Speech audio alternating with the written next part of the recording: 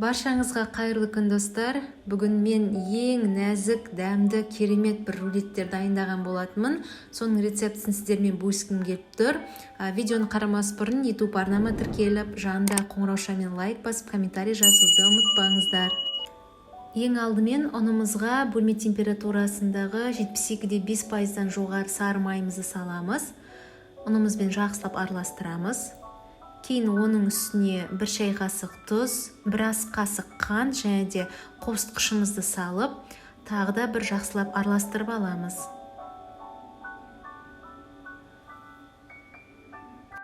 Кейін бөлек ыдысқа бөлме температурасындағы айранымызды құйып, оның үстіне сары уызымызды салып жақсылап араластырамыз. Осы дайын болған сұйықтықты ұнымыздың үстіне салып, қолымыздың көмегімен жақсылап жұмсақ қамыр илейміз.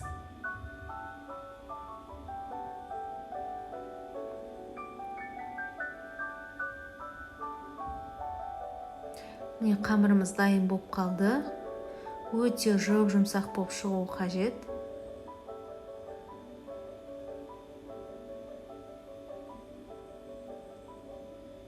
Осы дайын болған қамырымызды целлофанға салып, 1 сағатқа тоңазытқышқа қоямыз. Ал енді оған дейін осы рулетіміздің арасына жағатын кремімізді дайындаймыз. Ол үшін құрғақ ыдысқа 2 сары уызымызды салып, миксердің көмегімен миксерлеп аламыз. Содан соң оның үстіне қантымызды біртіндеп 2-ге бөліп саламыз. Қантымыз толығымен еруі қажет. Міне енді қазір 2-ші бөлігін саламыз. Осындай әппақ болып, жаңағы ағып кетпейтіндей масса шығуы қажет.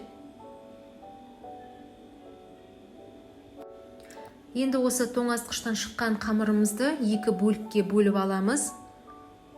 1 бөлігін жайып, екінші бір бөлігін тоңазытқышымызға кейін салып қоямыз. Мінекей енді ұнымызды сеуіп, қамырымызды жаятын боламыз.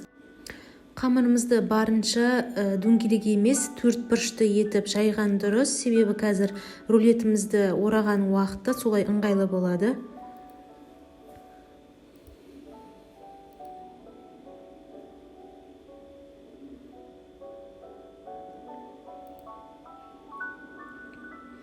Мінекей енді қамырымыз дайын болды. Енді осының ортасына жаңағы ақуыздан дайын болған кремімізді жағып шығамыз.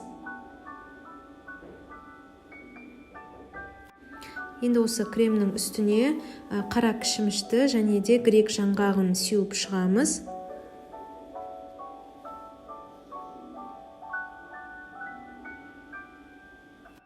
Енді осы видеода көрсетілгендей рулетімізді орайтын боламыз.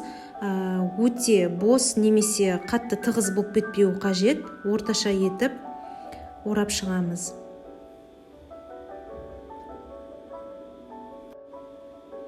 Содан соң мына шеттерін ашық тұрған бір-біріне осылайша саусақтың көмегімен жабыстырып шығамыз.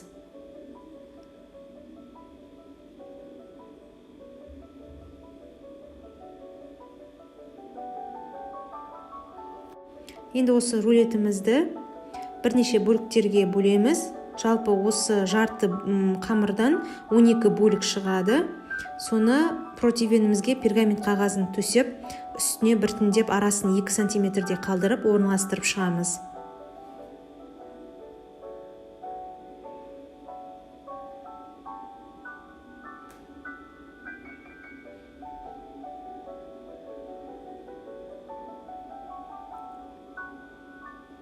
Мінекей енді рулеттерімізді орналастырып болдық. Енді оның үстіне жұмыртқамыздың сары уызын жағып, алдын ала қызып тұрған пеште 180 градуста 25 минут пісіреміз.